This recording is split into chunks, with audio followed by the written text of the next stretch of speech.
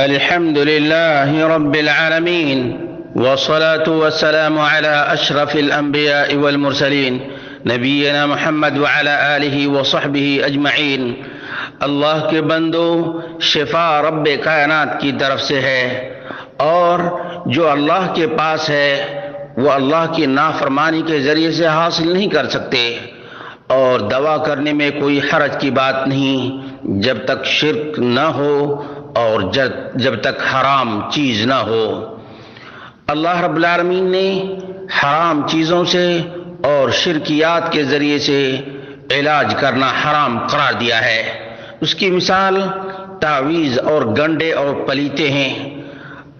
فلا تجعلوا للہ اندادا وانتم تعلمون، جان بوجھ کر اللہ رب العالمین کا شریک نہ بناؤ۔ تمیمہ اس کی جمع تمائم ہے، اور اس لیے تمیمہ کہا جاتا ہے کہ اس سے بھلائی کی تکمیل مراد ہوتی ہے اور برائی کو دور کرنا ہوتا ہے، اور یہ چیز نہ شرعاً درست ہے اور نہ قدراً درست ہے۔ تمیمہ، تعویذ اور گنڈا شرک اصغر ہے۔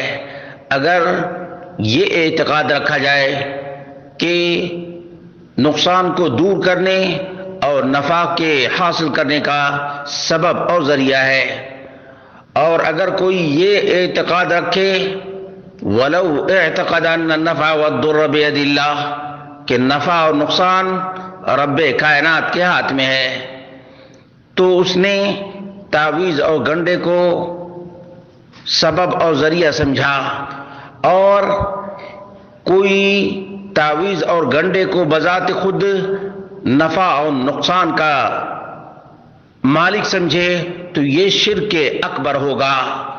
ان اعتقد انها تنفع وتضر بذاتها لانه جعل سببا مشاركا لله في ربوبيته، کیونکہ اس نے اللہ رب العالمین کی ربوبیت میں تعویذ، گنڈے اور پلیتے کو شریک ٹھہرایا۔ اللہ کے حبیب صلی اللہ علیہ وسلم نے فرمایا، من علق تمیمۃ فقد اشرک، جس نے تعویذ اور گنڈا لٹکایا اس نے شرک کیا۔ اور جو شخص یہ تعویذ اور گنڈا لٹکائے اس کے لیے عقوبت ہے، وہ یہ ہے کہ اللہ رب العالمین اس کی مراد کو پوری نہ کرے، اس کی مراد کو پوری نہ کرے۔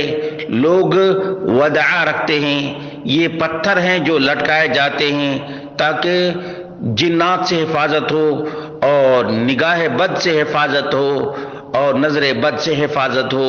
اسی لیے اللہ کے رسول صلی اللہ علیہ وسلم نے بد دعا دی، بد دعا، کیونکہ یہ خلاف شریعت بھی ہے، خلاف عقل بھی ہے۔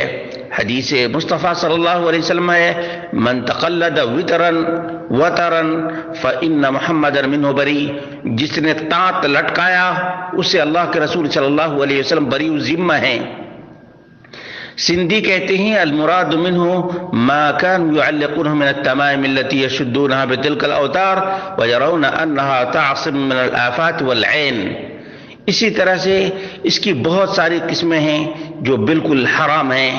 غیر اللہ سے مدد، جنات سے، فرشتوں سے مدد کی دہائی دی جاتی ہے، یہ شرک فی الدعا ہے۔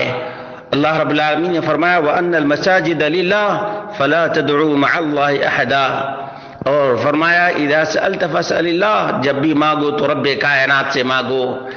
اور اسی طرح سے بعض تعویذ اور گنڈے آنکڑے ہند سے 2، 4، 5 پر مشتمل ہوتے ہیں جو بالکل حرام ہے۔ اللہ کے رسول صلی اللہ علیہ وسلم نے فرمایا ان الرقا والتمائم والتولۃ شرک، تعویذ، گنڈے اور وہ رقیے جو شرک پر مبنی ہیں اس کے شرک ہونے میں کوئی شک اور شبہ نہیں ہے۔